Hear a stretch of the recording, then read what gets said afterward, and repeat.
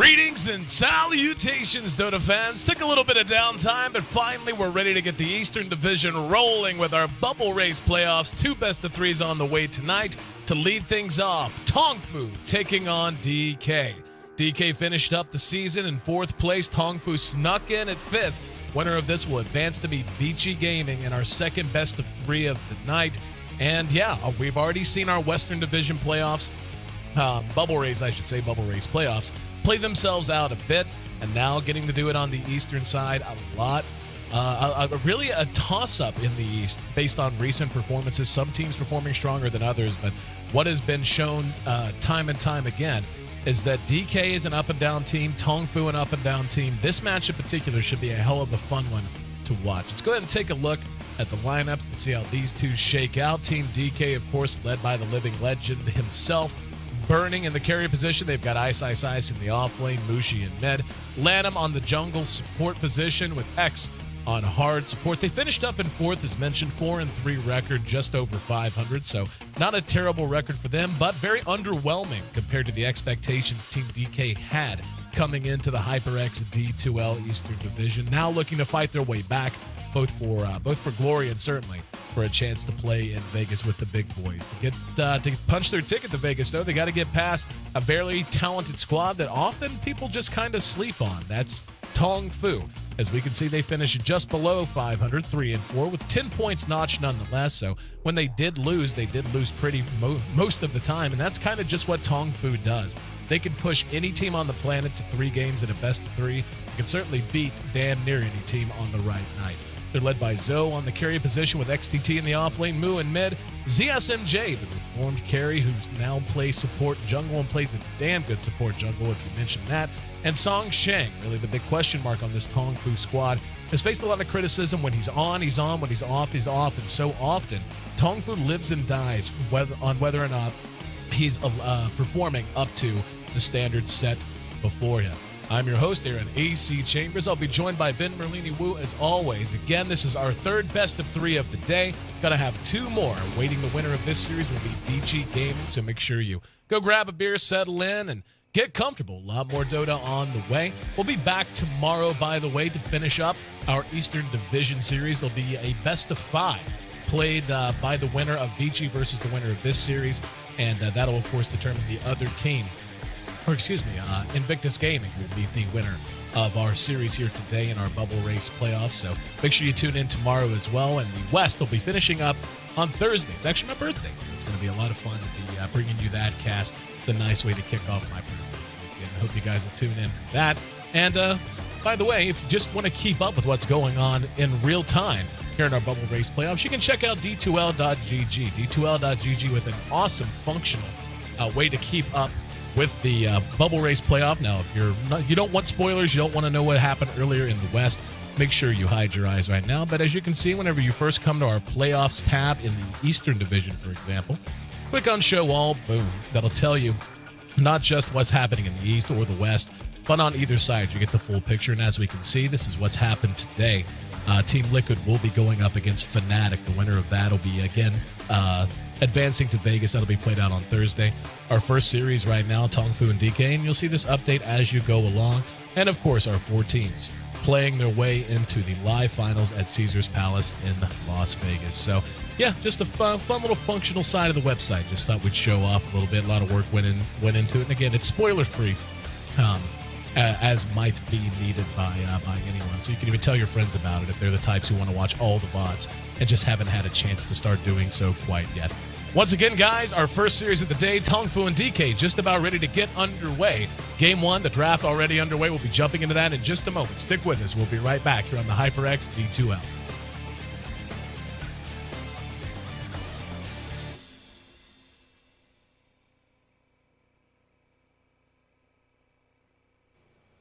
And as mentioned, the draft already underway. TongFu, DK, Game 1 of our 3rd best-of-3, first of the East. First of 2, I should say. The winner of this will once again advance to meet Vici Gaming. Winner of that will square off against Invictus Gaming in a best-of-5 to be played tomorrow. So make sure you pencil that in. That'll be kicking off at 5 p.m. tomorrow as well. And hopefully there won't be any server problems, which will cause an hour-long delay, which is what we faced tonight.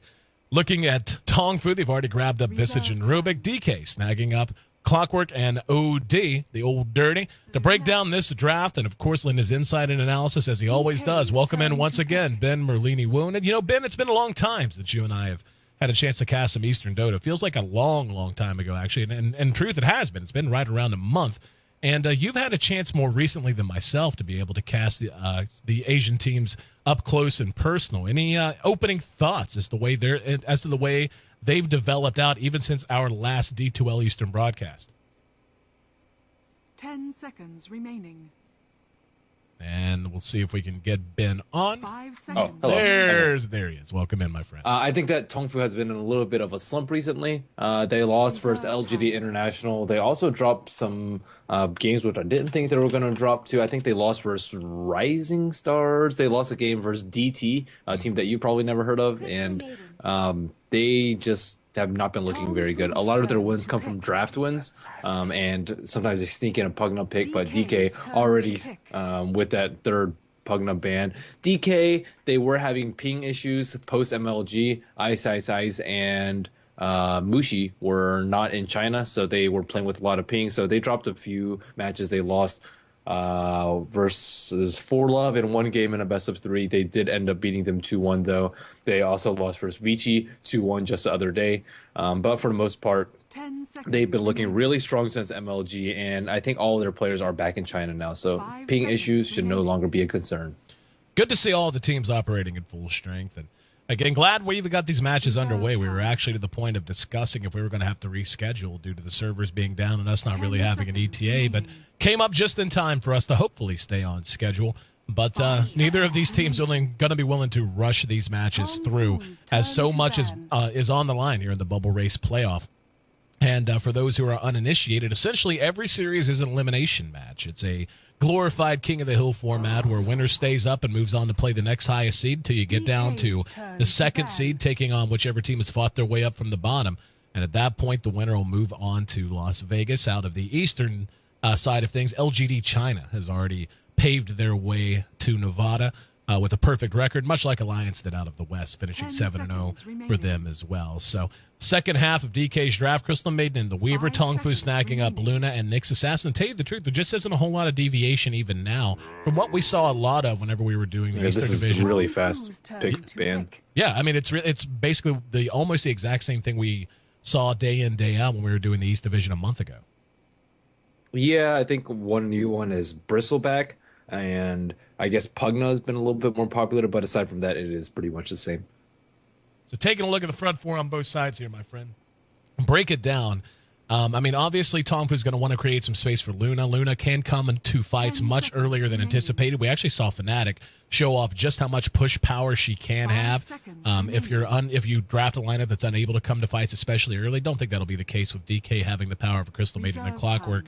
But generally speaking, it would seem that TongFu is going to want to create space and make sure she can farm, while DK, at least at first glance, seemed to have a lot more aggressive potential. OD can get active and be very effective early on. Weaver, even Sands, anything but one survivability item can really start to cause problems across the map. And, of course, the roam potential of Crystal Maiden with Clockwork and his hooks, able to start fights on their own terms. Yeah, I think one big priority for TongFu is probably shutting down OD2. OD is going to be a really big problem if he gets overfarmed, especially Mushi's OD. So I think they need something good for mid, or they need really good roamers. Visage and Nyx Assassin, not the best duo. They're going to have to come with both unless they get an extremely strong solo mid. I mean, we may even see the Batrider pick up that Hani crushed Andy with earlier today. Oh, absolutely. And speaking of, you look at TongFu's lineup, they seem to have two supports and three supports plus a hard carry, so they could end up showing us something creative. We saw Hani run Visage solo mid and actually do okay in that situation. We were talking about it earlier, I can't remember which match it was, but Luna actually can stand toe-to-toe with OD mid in some situations, so long as she's going to not face a lot of roam pressure, which of course is not a guarantee with the Crystal Maiden on the map, but just being able to rely on her Lunar Blessing to give her some base damage and allow her to overcome the fact that she is constantly being disrupted by Astral Imprisonment. But Centaur. That's cool. Yeah, I like seeing the Centaur pick up. And, something that I've seen before, and this is, I mean, not something I've seen in professional matches, but something I have seen have some pretty solid success in some high-level pubs is a mid centaur. Not going to say that's necessarily going to be the case, but there is no what I would call a traditional mid right now for TongFu. Nyx Assassin can play the role, so can Luna. Hell, so can Rubik and Visage, as we saw earlier. Just a lot of flexibility and a lot of surprise built into this draft of TongFu. Yeah, I don't particularly like the Centaur pickup here. I think it's really good versus mass slows, but DK doesn't really have any slows. They have Crystal Maiden Slow, and that's about it. And they're still going to have to deal with the Cog. And Stampede is just not a good counter initiation versus Cog. It might do decently solo middle. Looks like XTT will be playing the Windrunner, or the Centaur War Runner, rather. So I don't think we'll see him mid. Yeah. Doesn't appear to be the case, but it's always a fun thought. And, yeah, really looking forward to seeing how they want to play this out. There's going to be, and honestly, just we've seen it time and time again, when you have an unorthodox draft like this where there's really no clear hero who should have priority in mid over anyone else, it's hard to tell who's going to wind up there whenever you have squads that are this talented. Mushi on OD, I don't think that's any surprise whatsoever. Ice will be on the clock, so pretty easy to see where he's going to be going. And DK, of course, will have Burning farming up Weaver. And, Weaver has become, and has been for some time, one of Burning's preferred heroes, which is a bit of, we've even seen him, at least in the D2L, prioritizing Weaver over some more traditional carries, especially those for which he's more known, like the Anti-Mage.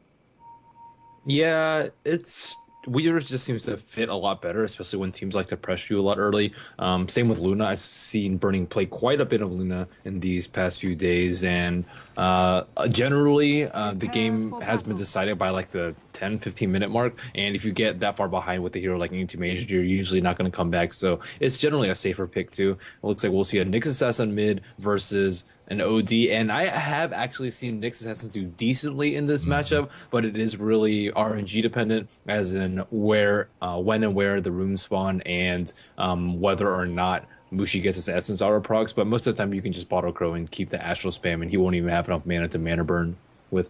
It's actually, anytime I think of Nyx Assassin versus OD, I flash back to DreamHack Summer earlier this year in 2013. It was Fnatic versus someone. I can't remember who they were playing, but it was a Nyx Assassin versus an OD, and at something absurd. It was something like 13 minutes in. There had been no rotations to mid whatsoever, but the Nyx Assassin literally didn't have a single CS. So it's certainly not a very preferable matchup if you can help but avoid it. But as you said, Moo, playing on it would seem to be the matchup they're going to be going after.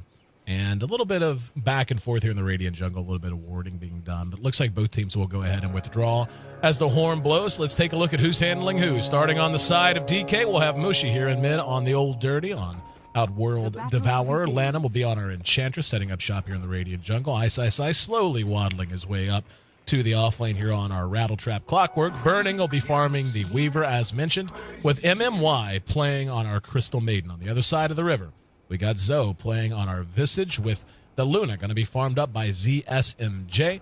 Rubik's going to be handled by Sanxing. He's currently under cover of an Invis rune, looking to add a little help to this lane for Mu, who will be on the Nyx Assassin, going one-on-one against Mushi, as mentioned.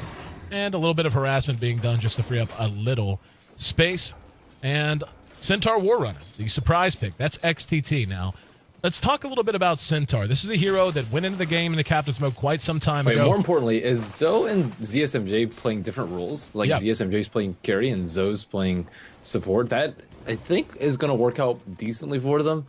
Zoe has had a lot of trouble like meshing in with the team as the carry role. He doesn't know when and where to fight. Support is pretty obvious that you should almost always fight when your team's fighting. So I think that's actually pretty beneficial for TongFu. I didn't actually consider that before because ZSMJ was such an outstanding support.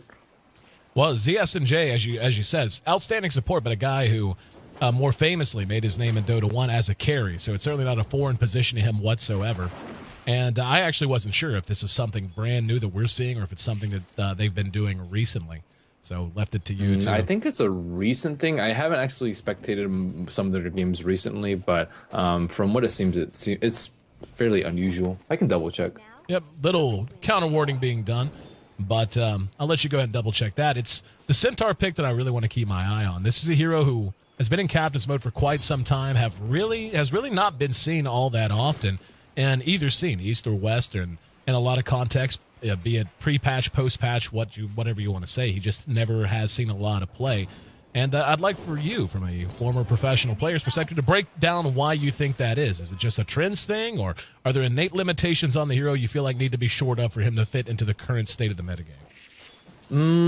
I think I don't really think there's a problem with the hero itself. I just think that there are other heroes that are better. He can't really solo an offlane that effectively. Return is not as good as a lot of other abilities that you can get in the offlane, like Windrunner or Weaver or Bounty Hunter. All those have a method of escape. Centaur doesn't get it until level 6, so he's not really good in that offlane role. He really does need a Blink Dagger though, but he also doesn't scale like incredibly well with items, so you can't really put him in the 1. He's an okay solo mid, but he does lose to a lot of lane dominators like Queen of Pain or something like that. Ooh, Mu playing very aggressively on Mushi, and Mu does have a haste rune, so he may actually win out that lane. And also, Stampede is like okay, it's good at saving your teammates, but it doesn't actually go through BKB either. So like Magnus will do.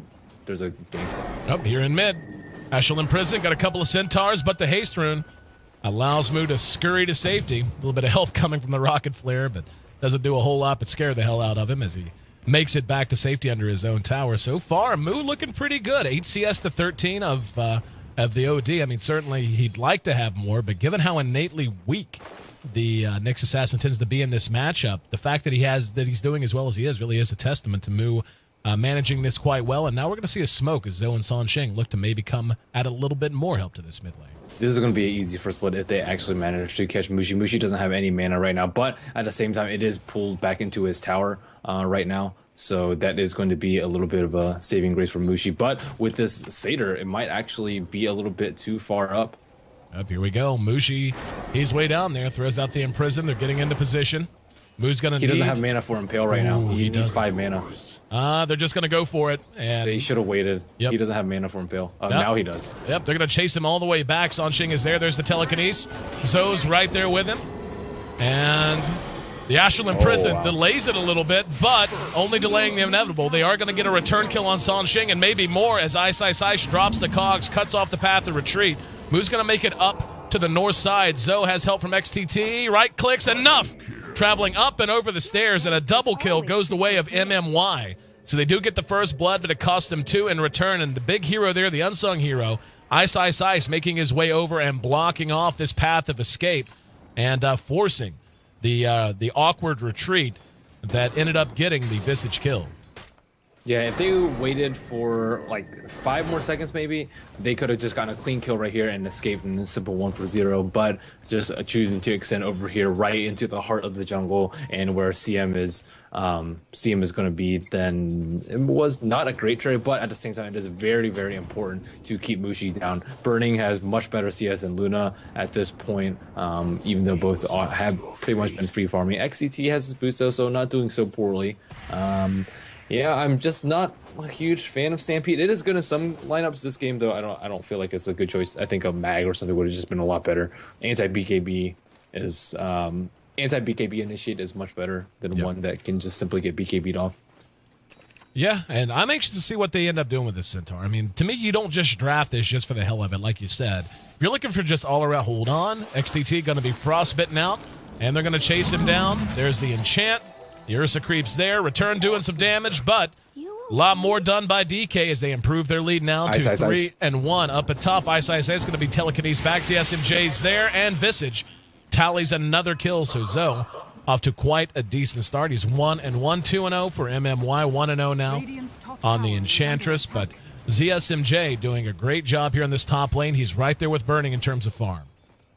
Mushi getting a little bit unlucky with the runes down. Mu has gotten a regeneration as well as the haste, and I'm pretty sure that haste kind of saves him too in that earlier Astral. And they're trying to put pressure on top tower, but it is not happening. Not with the cogs there and Ice there to redirect the aggro. Mu is a Vendetta, but I don't think he can solo kill Ice. He has 800 HP as well as a magic stick, and there are no enemy heroes close by. So this will be a failed gank attempt, but not so bad.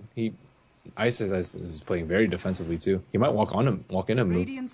Mu still hanging around. We'll go ahead and hide in the shadows, maybe looking for a push out and waiting to see. I think they know because, like, if you look at TongFu's 3 heroes, they're auto-attacking the creep, so they clearly want to make a move on this tower. Yep. And Ice feels it out, and very nice dodge by them. And now this frees up mid for Mushi, and it frees up the bottom lane for them to push themselves in. They can push much faster just because there's nobody down there.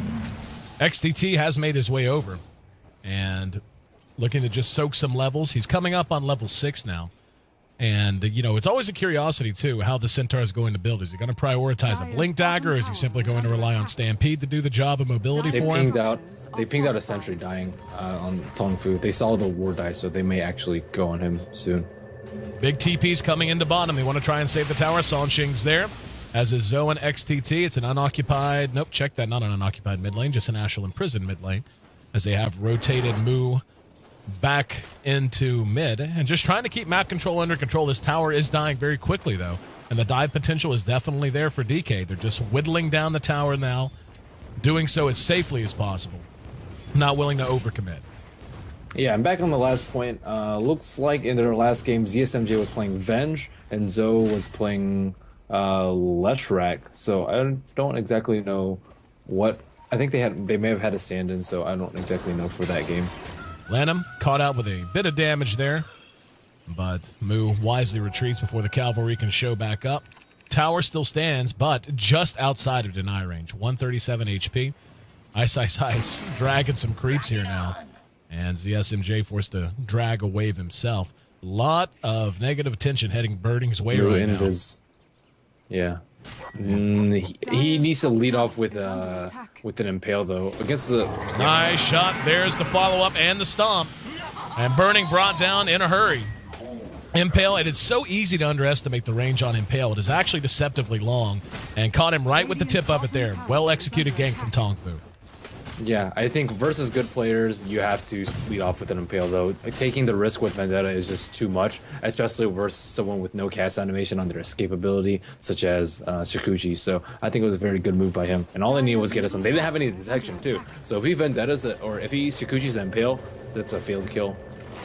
And there's the immediate imprison on Moose. He teleports into mid. Here comes Sanshing on the Rubik, though, to drag the creeps back. Tier 1 mid will remain standing, and just a whole lot of movement. Basically a chess match between these teams right now. They're not looking to trade towers. They're looking to keep their towers up as long as possible. That's a battle DK's likely to win, again, with this Tier 1 bottom in such poor shape. Yep. And Burning, not really sure what he's saving up for. We have seen a lot of Weavers go no boots after MLG. And still hanging around. Needs to be careful. Stampede's still on cooldown for another 50 seconds, so knows he doesn't have to worry about that. DK is going to go ahead and rotate a couple up to top. That'll be MMY and Lanham dragging a Wild Wing Ripper. ZSMJ likely to be the target. It's already got his treads done. Could have an Aquila right now if he wanted one. In mid, in the meantime, though, Mushi happy to just continue soaking gold. He's actually going to hand to Midas. It's just about complete now. Looks like the push is beginning. 5-man starting bottom for Tong Fu, but the push is going to come a little bit slow in case Lanham and MMY want to put a lot of pressure on top. Actually, Mu is heading mid. They have a sentry ward down there, but there is nobody in sight, and they will see the game coming. It looks like Burning will send an illusion rune over there, but they should have seen it from this observer ward. Looks like they might actually go ahead and decide to trade this out. No glyph on the side of Tong Fu, no glyph on the side of DK, so they should be able to drop this fast enough to be able to get to top and react if they really want to. It's just a matter of how much personnel they want to commit to it. And there we go. Nope, they're going to go ahead and just trade top. Instead, coming into mid, Burning and Mushi could be in trouble. Mushi cleaned up, Burning forced to try and run. Slowed down, Sentry goes down. Nice telekinesis from Sanshing, and time-lapsing away, could not have had more than 50 HP. Impale does catch him. He's low. Do they have the damage? No, sure don't. Shikuchi just out of range of the sentry ward. Actually, never mind. That was their sentry ward, so irrelevant. Their sentry ward was too far away. Yep. Mushi got caught out by Nick's assassin and just a little bit too far away from there, so he has to stand a little bit far back. OD, one of the kind of fake range heroes with only 450 range.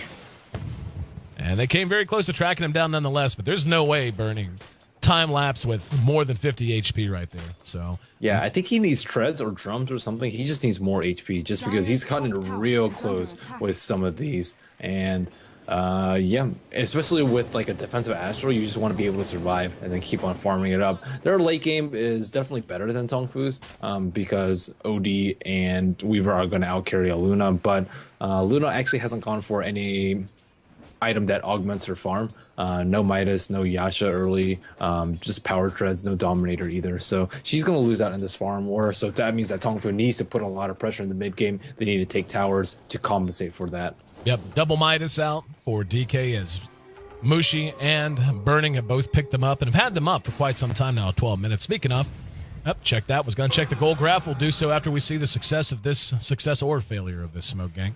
San Sheng hanging out with his nose out. And TongFu going to go ahead and bypass mid lane. We'll see if they're going to do something sneaky. Nope, not going to. They might run in Lana when trying to gank Burning. That would just be so nice for them. Oh, Mushi's going to get caught out. And there's the Impale. Managed to catch him. Immediate mana burn, and down he goes. The stomp's off the mark. MMY trying to make a run for it. There's the Courier. They managed to get it with Vendetta. And an Astral Imprisonment. Here comes the hook in from Ice. Manages to catch a bunch, but there's the Eclipse. Ice ends up brought down as well. So they go 3 unanswered plus a Courier kill on top of everything else. And an absolute disaster for Burning and company. TongFu, though, seizing control. And this is, as you mentioned, what needs to happen. Whenever you see a team prioritize items like Midas over survivability or mobility items like you would normally see, you have to punish them for it, and they're doing a great job right now. Yeah, they don't have the best wards out right now. Like one ward is down here, and that's just not that effective. They need one in mid. They already lost 2 T1s on mid and bottom. That's really where they need the vision, not on top lane. But they do have the Midases. DK does still possess the gold lead, even though I believe the tower count is even, it looks like. And yeah, I think that Mu on Nick Sesson is doing a lot of work, and I like the play from Zoe and ZSMJ. ZSMJ knows when to fight with his team, and Zoe, he's doing a lot better on the support role, I think, than the carry role. TongFu has decided to go ahead and back up and take stock a bit, but don't know that this is something they should be doing for too long. Phase boots are done on XTT. He's got 1,700 gold banked away, and would imagine that's going to be on his way to a Blink Dagger. Just being able to jump on top of the Weaver and initiate fights with him, especially if he's able to open up with an initiate and then Impale to come right afterwards, allowing the Nyx Assassin to chain that freely instead of having to have all the pressure on him to start every fight with a multi-man Impale would certainly be a nice comfort and give them a little flexibility in how and when they could take fights. Free tower for DK, and TongFu like has the momentum advantage right now. I'm surprised that they're giving out free towers. Looks like they're just trying to keep trading, but the trade definitely works out in favor of DK because they have the far weaker 5-on-5 right now. Enchantress doesn't really do that much. Crystal Maiden doesn't really do that much. An underformed OD with just a Midas doesn't do that much either. Weaver without a Lincoln's. Their team fight is very, very lackluster right now, and TongFu has like the AoE with Visage. They have the Eclipse. They have Rubik and spell steal some big spells, and they have the Stampede and AoE Stun from Nyx Assassin as well as a nice Initiate. So TongFu has the upper hand in most 5-on-5 engagements, but if DK gets some items for Sev's BKB's mechs, then it will start to slowly favor DK in these team fights, but that's only if TongFu lets them farm up. Nice blink. Gotta have CT. Oh, didn't even see it. And OD, the old dirty, caught out up at top. TongFu now ready to push down the tier 1 top and should be able to take this uncontested. Taking a look at our gold graph for the first time this game, and we'll watch the tower die in the meantime. It is DK's lead as of right now, but we're beginning to see it fluctuate, and that's why the constant pressure bringing down the towers. It is mech for mech, as we see the mech showed off by TongFu right there. Zoe is the carrier of it. And Nyx Assassin actually managing to find a kill here with ZSMJ in midst of the rotation's quite good. They're going to continue to press down this top lane in the meantime, though, and they're going to jump right on MMY. There's that Blink Dagger being shown off. Lanham going to be telekinesis back. Already used the mech. Can they chase him down? And doing decent damage with Impetus, but the sentry goes down as Moo makes his way over along with ZSMJ. Lanham going to go ahead and pop Nature's Attendance to try and keep himself up and fighting. There's some of the familiars. Nice Impale. And that'll be another death going in favor of TongFu. The mobility and engagement potential on both sides. Moo with his Force Staff, the Blink Dagger up on XTT, is proving to be a little too much for DK to deal with in these tower defenses. they don't really have the right supports to play the kind of game that they played. What they did was just have Weaver just farm bottom, Mushi farm mid, and Clockwork get levels on top. And they played very passively with their two supports. Crystal Maiden is not a passive support, and neither is Enchantress. And they have very few deaths on their team right now. They have the 2 deaths on MMY, only 1 death on Lonum, so 3 deaths combined on them, and 8 deaths combined with their other core heroes. So the supports need to be the ones that are fighting, need to be the ones that are dying, scouting out, and ganking, and they're just letting their carries and their solos just die, which is definitely not what you want, especially when they have Midases. TongFu is looking to not just close the door, but absolutely slam it shut. Look at the last few pickups they've had. 2 urns picked up by Rubik and by Centaur. Those are items that basically indicate you want to fight and fight right now. A medallion to come out on the Visage, and a gem also picked up by XTT. So all mid-game items, and this is exactly the right response. Whenever you see heroes like an OD, like a Weaver, pick up those Midases, shut the door in the mid-game, shut the door at 20 minutes, and they're looking to do that right now with every item they purchase. They have really good items to pick off heroes that are solo farming too, or really good heroes and items too. The Blink Centaur and the Nyx Assassin are really good at killing, burning, and Mushi. And even if he gets the Lincolns, he can still die. The Blink Stop followed up by a Mana Burn or a Double Edge to proc the Lincolns, and then an Impale, and he should die, especially with 1 or 2 more heroes there. So TongFu's in a very good position to take this game quite easily. And yeah, especially with this Aegis pickup, they already have a Black King bar on Luna, so her farm, even though she doesn't have Midases, even though she is third on... Don't know what he was doing there. They knew they were in the Roche pit, and they shot the flare, saw just 3 were in the pit, and he was just farming way too far out. That's a death they simply couldn't afford to give up. And they weren't going to challenge this Roche to begin with, but even if they were, no way to do so now. The SMJ even BKBs just to make sure there's nothing that could stun him out, nothing that could stop him from picking that up. 12-3, and TongFu has taken this game and flipped it upside down. Now 1,000 gold to their favor, the experience graph spiking down as well. Yeah, he did not need a BKB though. The only thing that can stop him is a hookshot, and hookshot goes to BKB anyway, so it's I mean, you don't really want to use your 10 seconds, but guaranteeing yourself an Aegis is not bad at all, and I think DK just has to give this tower up. They can't really do anything about it. OD has 3,000 gold. He has a lot of gold, but he needs to spend it because they're going to bring the fight to them. I think that they should... oh, nice TP out from Mushi. They do have some decent observer rewards out, but at the same time, it is just so hard to dodge Nyx ganks everywhere around the map. And maybe now that Nyx is gone mid, they can take a fight, but he's already well on his way back. Yeah, Mu already crossing the river once again.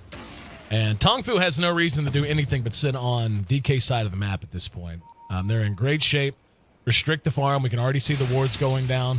That one's about to expire, actually. Fresh one up on the hill here. And they can just slowly push into this tower and let the creeps whittle it away if they want, because they're going to force DK to try to 5-man or to send Burning out like this, and as soon as they see him, they'll try to engage in a 5-on-4, and they certainly have the firepower in terms of initiation coming out of XTT and Mu to do so confidently. Burning's still pretty far ahead on net worth, actually. He has 8,600 net worth, so that's 600 more than Luna's. So if this game goes like 15, 20 minutes longer, then TongFu's going to be in a little bit of trouble, but that's really on them. Can they actually make the push to break up the T3? They have 1 T2 left, but I don't really think they can make a push with this Aegis. Maybe with the next one they can, but right now I think the DK anti-push is a little bit too strong. They need more items to compensate for that positional disadvantage. Yep, very much agree. A lot of AoE damage and a lot of AoE problems DK can create in trying to funnel them through a tier 3 choke. The cogs and OD's ultimate alone, very large deterrence in grouping up and trying to crack a tier 3 at such an early stage of the game, especially with respawn so short as it is. But we'll find out. Yep, never mind, I was going to say we'll find out in a moment, but looks like we'll find out right now as San Sheng has reconnected.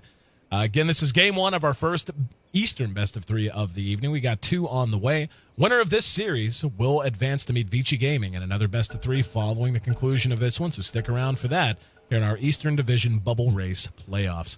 And TongFu just in total control, my friend. They have played this game out about as well as they possibly could. And again, I really like their decisions in terms of items. They didn't say, oh, okay, you got a Midas, let's get our Midas 2 or 3 minutes later than yours because we're switching item progression. Instead, they just went all in on mid-game items. But as you said, it's totally on them to prove they can shut the door. Yeah, they really had a good mid-game lineup. Nyx Assassin just got off to a way too good of a start with the haste rune, with the regen rune too. They couldn't let that. They can't let him secure the runes like that, and especially with that smoke rotation from TongFu, that just completely shut down Mushi. 0-4-0. He has not been involved in a single kill. Nyx Assassin now has Blink Dagger as well as Force Staff, but Mushi finally has his BKB. I think he needs some treads to complement that so he can actually have some damage. His int is only 64 right now. That is really low on an OD. The SMJ continues to add to his farm in the meantime, and Burning, despite having that Midas, is not opening up the lead he would certainly like to. He's actually just about dead even with the Luna right now. Certainly the tower gold helping with that, and that's where the challenge comes in for TongFu. They've taken Roshan, they've taken every tower but one now, so that constant infusion of gold will be coming to an end. And really anxious to see how they're going to go about this. Burning's pushing far up. He is coming way up. He has time lapse available if he wants it. They're going to go ahead and take the long road, though. And still having, yeah, I was going to say they still have that gem. It's actually on Moo, so they can move about pretty confidently. Burning's being converged on in a big way here. Here comes Moo leading the way. Lincoln's popped. And there's the Impale. Managed to catch a couple. They're going to follow it up after the Stampede. Landham's in trouble. Might die before he can do anything. Mech's through it, but the Eclipse is there to help clean it up. XTT just running around the fight. There's a stomp on the Burning, but big drop from Mushi. Sanity's Eclipse doing the job, and a very near full channel off of MMY's freezing field. It's currently 2-for-1 in favor of DK, and they're able to regroup. ZSMJ's BKB is on cooldown, and he's going to end up losing his Aegis. And another good Impale coming out from Moo, though. Burning in some trouble. Will be able to make it away. Nope, going to be force-staffed afterwards, but he has to turn around. In the meantime, looks like it'll be MMY. It's going to be the target. The fight rages behind them, though, as Ice drops the cogs.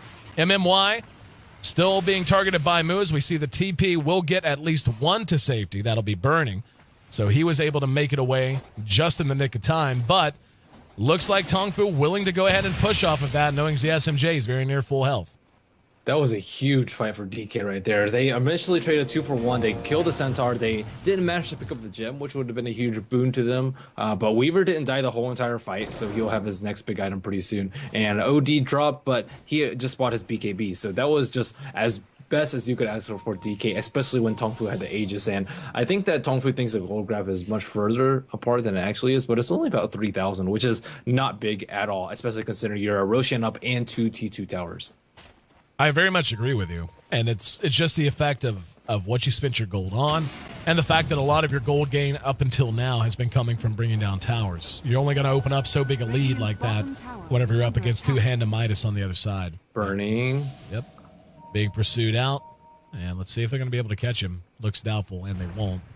And looks like they're just going to try to funnel DK into one spot. And Zoe and the SMJ going to rush past. There's a Stampede, and they're going to be able to catch Burning out, blowing him up before he can time lance. Ice got the cogs down, but it's simply not going to matter. There was no follow-up, even though he got 3. Astral in prison, buy some time. MMY going to try to make a run for it, but finished off with extreme prejudice, 17-5, as TongFu gets payback for the previous fight. And they're going to be able to take down the last vestige of map control remaining for DK, and DK might just be running out of breaths, my friend. They're running out of time. 24 minutes, maybe not long enough for them to get the items they really need to combat this mid-game approach of TongFu. That was such a smart smoke gank around, too. They totally did not see that one coming. Oh, Lon, I'm going to get caught out. The mobility right now of TongFu is what's really telling the tale.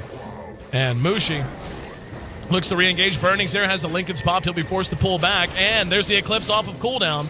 And Force Staff going to get ZSMJ back to safety. Forced Mushi, I should say, to use his BKB as he pounds away on Moo. And they will not be able to get any kind of a return kill. So they do manage to keep the Tier 3 up and standing, but that's as much a virtue of short respawn timers as it is anything at this point. TongFu can probably make something happen with the next Aegis. They can maybe get a Rax out of it. They can at least get a T3, I think, especially at this point in the game. They have all the necessary items. They have BKB on Luna. They have Medallion Mech on Visage. They have Blink on Centaur. That's about all you need to go. And DK, they're still going to get their items, but as we saw, even though Weaver was number 1 on net worth, now she's number 2, Weaver just still gets blown up if he manages to get caught by a Blink Centaur stun without an Astral there to back him up. So Mushi has to be there for the fights, but at the same time, if they go on Mushi, he is going to have a really difficult time saving himself. So it looks like They actually dewarded that. Where do they have a gem now too? Oh yeah, MMY actually has a gem too. So they know they're kind of like close to losing this game. So they can just get a gem. If they lose it, they probably lost anyways. Smoke from Tong Fu. The Manta freshly completed on ZSMJ. They're going to look to pick and push. And they certainly got all the map control in the world to make that happen. And this is the hard part. When you're in this situation, you know that if you come out and you lose a hero, unless they have buyback, as short as those respawn timers are, you're almost guaranteed to lose the tier 3 at the absolute bare minimum. And TongFu going to play this out patiently. Still just hanging around trying to bait some kind of movement out of DK. DK moving out as 4 now. Burning's all by himself. They're going to go ahead and smoke themselves. So this could be bad from TongFu if they blow too much of their wall trying to catch Burning. There's going to be the stomp, the Vendetta, and just like that, gone immediately. The rest of DK's making their way around, but it really didn't take all that much. ZSMJ. They can try and take this fight without ZSMJ there. And here's Zoe. There's going to be the impale. Wow, 3! Caught 3 with it. And there's the stomp from XTT. MMY going to be next to join the death list. Zoe will end up dropping most likely. But XTT and Moo have just utterly taken this game over with their mobility. The impales, the stomps have been absolutely massive. That's a 4-for-1 exchange. Gem on the ground basically for free. That's one of the best shot impales I've seen since the patch. Moo caught everyone. Yeah, OD definitely should have BKB'd there. And he was sitting like right below the Visage Burst too. So even if the Impale doesn't come out, he can wait for the Visage Burst stuns and then Impale out. So Mushi just a big lapse in judgment right there. And Boo has probably, or most definitely been the MVP this game. 3-0 and 16 on him. Kind of shut down Mushi in lane and just been killing everybody, especially Burning over and over. And Centaur, he's doing his job too. Just blink Centaur stun on the Weaver, and that's pretty much all you need to kill him. Tier 3 down in mid. They're going to go ahead and back just to be safe. Roshan will be back up in just about, call it a minute and a half. So they're in complete control. Once again, the net worth still manageable for DK. So TongFu's not out of the woods yet. They're in a great lead, but until they get a set of racks, they should not feel very comfortable right now. Granted, the rest of their supports and secondary farming positions have opened up a pretty wide berth on the Enchantress, the Clock, and, of course, the Crystal Maiden in terms of farm. But so long as Burning and Mushi are in decent shape, this game can be extended. They need to get a racks as quickly as possible. Yeah, this is going to be pretty bad for DK coming out with this next Aegis. I don't really think they can hold the racks in mid with that T3 already down. And we can see they're simply taking Ancients, looking to keep an eye on the Roche Pit. Not going to be long now. Just about 30 seconds. And here's going to be the Rocket Flare. It's actually going to get there a little too early.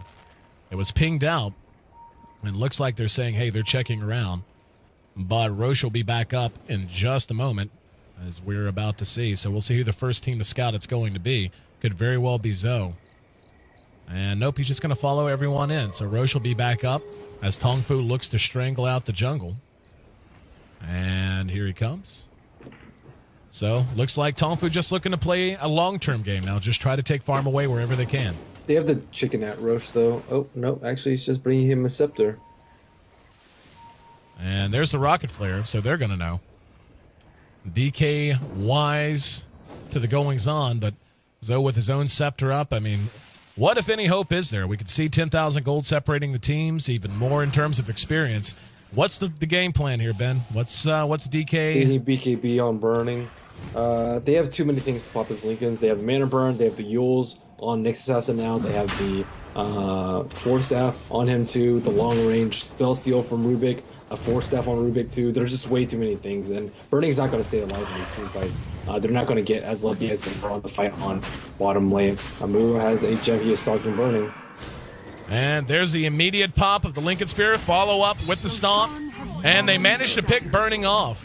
And this little tandem right here, Moo and XTT, have utterly just taken apart DK's entire game plan. Their ability to get picks on what is normally one of the most slippery heroes in all of Dota, the Weaver, has just been uncanny. They have really punished Burning for every single extension. He's at 0-5.